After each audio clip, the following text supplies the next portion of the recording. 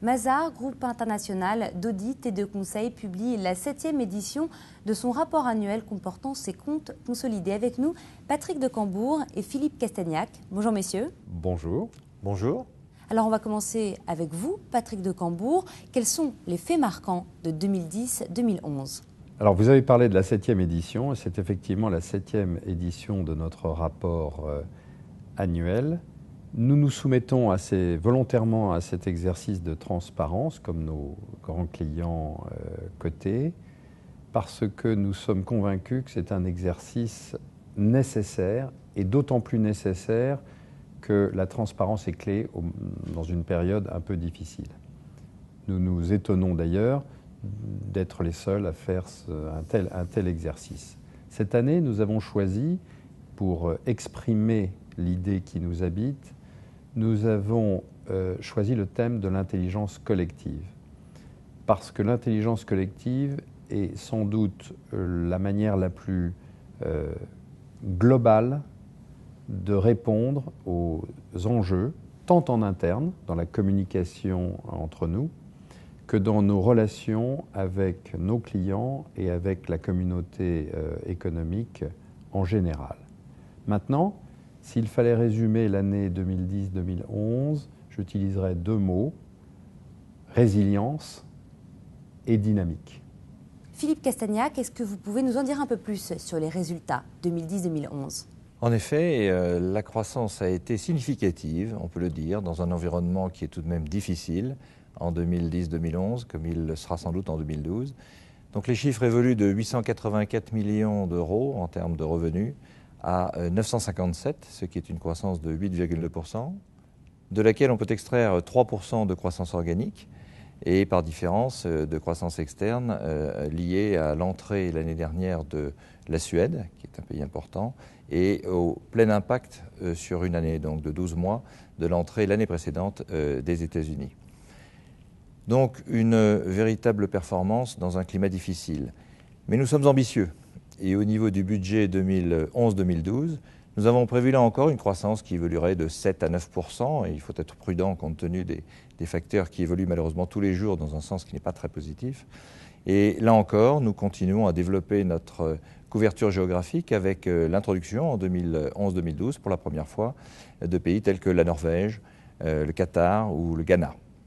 La gouvernance de Mazars évolue. Pourquoi avoir estimé ce changement nécessaire aujourd'hui ? Alors, deux raisons fondamentales. La première, c'est que nous voulons nous doter pour la période qui vient d'une plateforme de gouvernance stable et claire, et que dans la tradition Mazars, nous voulons anticiper et continuer de construire un Mazars robuste. Nous avons identifié 4 challenges que nous souhaitons traiter de la façon la plus proactive possible. Le premier, c'est que dans un environnement qui est assez exigeant, même s'il est très intéressant, il faut que nous nous concentrions encore davantage sur la croissance organique, qui est le moteur de notre croissance, et sur le management de nos opérations. Le deuxième challenge, c'est que nous souhaitons dédier aux questions stratégiques des ressources additionnelles et des ressources expérimentées, qu'il s'agisse de l'évolution de l'environnement réglementaire, de l'extension de notre couverture géographique, de l'extension de notre offre de services, du rôle de Mazars dans la structuration de la profession ou de l'évolution de nos institutions. Le troisième challenge, c'est celui de la gouvernance et de la supervision de Mazars. Nous voulons en effet être à la pointe de la gouvernance la plus moderne. Et enfin, le quatrième, c'est que nous voulons faire tout cela dans un contexte où nous mettons en avant, mettons en responsabilité des nouvelles générations, de nouveaux leaders, dans une démarche de passage de relais progressif et constante. Alors pour répondre à ces défis, effectivement, au plan opérationnel, nous avons fait évoluer un certain nombre d'organes du groupe. Le premier est le comité exécutif du groupe, le GEB, où nous allons accueillir 3 nouveaux membres, des cadres, l'un en charge des entités publiques, des entités d'intérêt public, les PIE, qui sont un de nos cœurs de cible, qui s'appelle Hervé Elias, donc. Phil Verity au niveau de ce que nous appelons les entités détenues par les managers eux-mêmes, les OMB. Et puis, parce que nous avons des développements aux États-Unis, et pour faire le lien avec les États-Unis, nous accueillons également Victor Waba, en remplacement de Doug Phillips, et c'est le deuxième point, puisque Doug Phillips était au GEB jusqu'à maintenant, et que nous avons créé ce comité stratégique que Patrick vient de décrire dans ses fondements, bénéficiant de l'expérience de Patrick et de Doug Phillips, et aussi de Michel Barbet-Massin. Nous voulons effectivement donner à ce comité les forces et les capacités pour préparer l'avenir de façon très structurée. En tant que CEO de Mazars, je ferai le lien entre ce comité stratégique et le comité exécutif. Et puis, comme Patrick l'a dit aussi, en renforcement de la gouvernance, c'est le troisième point, nous allons accueillir 2 nouveaux membres externes pour la première fois. Nous souhaitions faire cette évolution depuis un moment et nous accueillons avec beaucoup de plaisir aujourd'hui Denise Fletcher et François de Carbonel à partir d'aujourd'hui, donc comme nouveaux membres du conseil de surveillance. Et puis le quatrième point que Patrick a souligné également, il est lié en fait aux équipes. Nous sommes très concentrés sur les talents. Nous recherchons toujours à améliorer nos capacités et à attirer de nouveaux calibres dans nos équipes. Et donc les relations humaines du groupe sont concentrées aujourd'hui sur l'aide que nous pouvons apporter à l'ensemble de nos associés par des programmes liés à l'Université Mazars, liés à la formation, liés au programme de développement des talents, de ses propres talents et de sa propre évolution. Chacun, à l'intérieur du Mazars, bénéficie de ces programmes. Et c'est une façon de répondre pour nous à l'attente de nos clients avec les meilleures équipes. Et pour conclure, fort de cette nouvelle organisation, quel Mazars comptez-vous construire ? La construction d'un groupe est une chose qui est faite de volontarisme et aussi d'opportunité. Donc, nous sommes convaincus que Mazars est bien placé pour bénéficier des évolutions que l'on perçoit aujourd'hui dans l'environnement qui est le nôtre.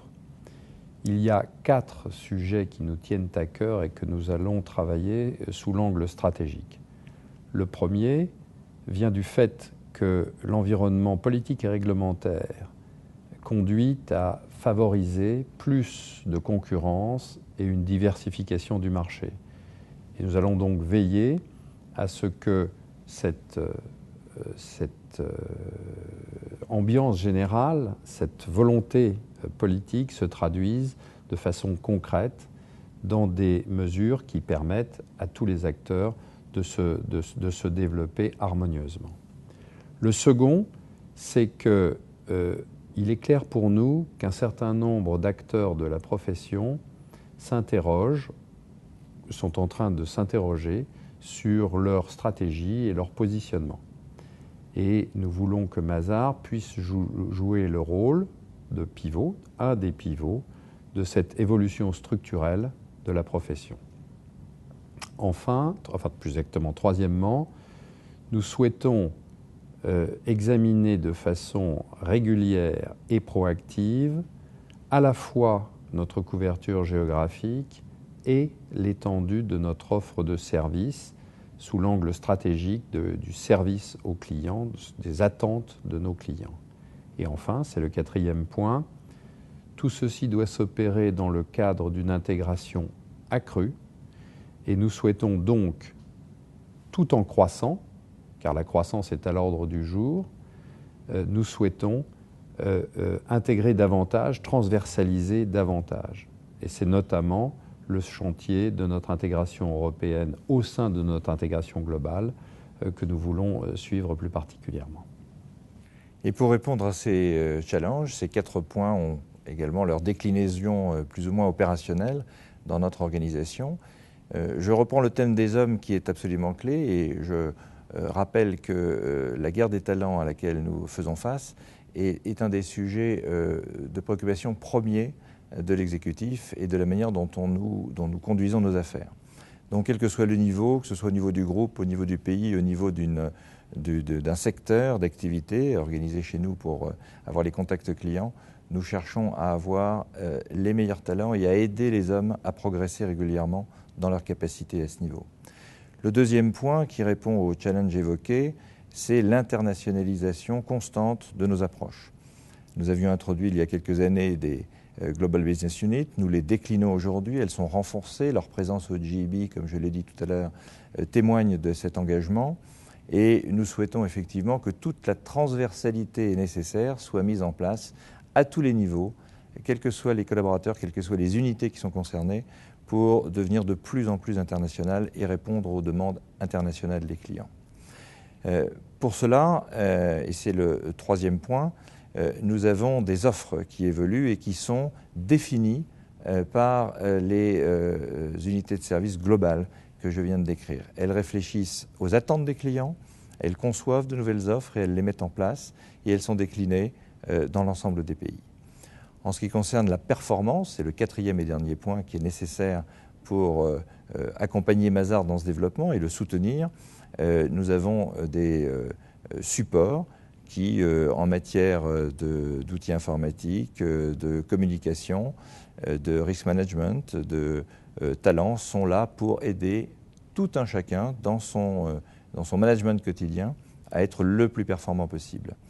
Cette organisation déclinée au niveau du groupe, déclinée au niveau des pays, déclinée au niveau des différentes unités opérationnelles, est à notre sens clé pour pouvoir faire du mieux que nous pouvons. Patrick de Cambourg, Philippe Castagnac, merci. Merci à vous. Merci à vous.